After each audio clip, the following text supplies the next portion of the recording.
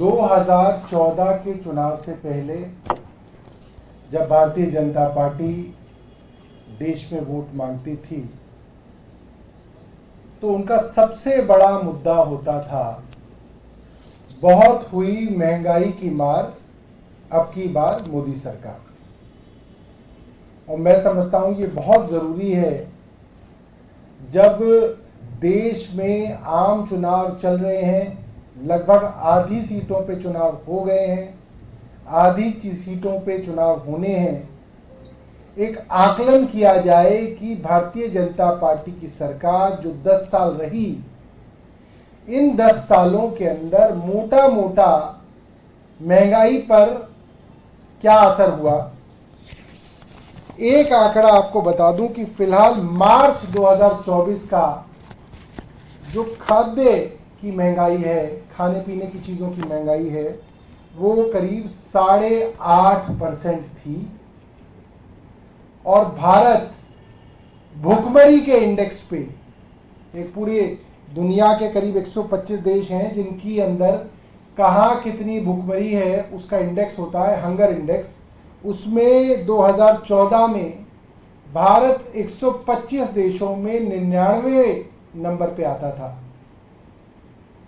और अब 2023 में भारत 12 पोजीशन नीचे गिर गया है।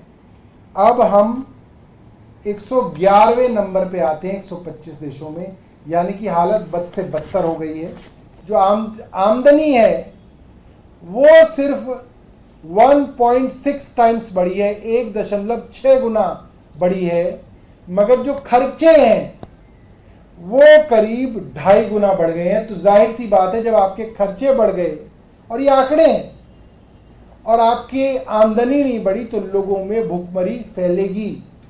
इसीलिए प्रधानमंत्री जी कहते हैं कि 85 करोड़ लोगों को 5 किलो अनाज देना पड़ रहा है, क्योंकि आपने देश के अंदर इतनी महंगाई बढ़ा दी कि लोग भूखे मर रहे हैं इस देश के अंदर।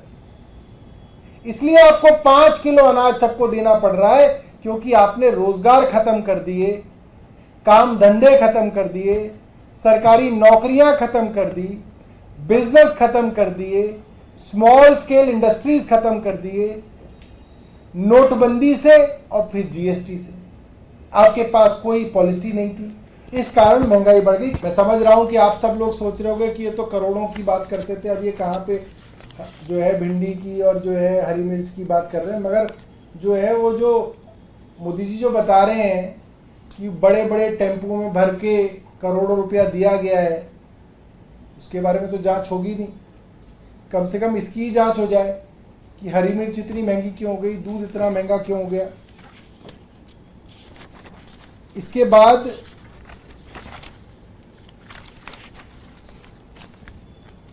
और कई आंकड़े हैं, मैं बहुत सारे आंकड़े बता के इसको बहुत लंबा नहीं करना चाहता, मगर मोटे तौर पे जो डेटा है उससे ये साफ है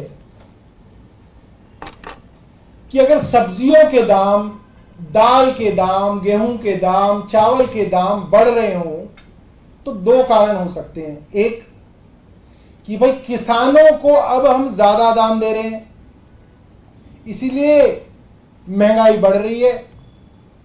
तो कम से कम ये है कि जो कंज्यूमर क्लास है उसकी जेब पे वजन पड़ रहा है, मगर जो प्रोड्यूसर क्लास है, किसान, उनकी जेब में ज्यादा पैसा आ रहा है। या ये हो सकता है कि बीच के बिचौलियों के पास पैसा जा रहा है। अब जो मैंने आपको बताया 11 साल के अंदर आमदनी में क्या इजाफा हुआ और खर्चे में क्या इजाफा हुआ। आमदनी तो बढ़ी ही नहीं किसान की, मैंने आपको बताया आमदनी बढ़ी है 1.6 टाइम्स और खर्चा बढ़ा है 2.6 टाइम्स। तो इसका मतलब वो पैसा जो इन दामों को बढ़ा के कमाया जा रहा है वो किसान के पास नहीं जा रहा, वो बिचौलियों के पास जा रहा है। वरना किसान की आय बढ़ गई होती, वो डेटा सरकार का दिखा रहा होता कि रूरल इकोनॉमी के अंदर एक्सपेंडिचर तो बढ़ा है मगर उसकी पर कैपिटा इनकम बढ़ गई, वो नहीं बढ़ी।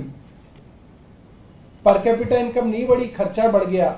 यानी कि ये पैसा भी बड़े बड़े पूंजीपतियों की जेब में गया है। और ये बहुत चिंता की बात है देश के लिए। देश में भुखमरी बहुत ज्यादा बढ़ गई। हमसे जुड़े रहने के लिए हमारे YouTube चैनल को सब्सक्राइब करें और नई वीडियो की नोटिफिकेशन के लिए बेल आइकॉन को दबाएं।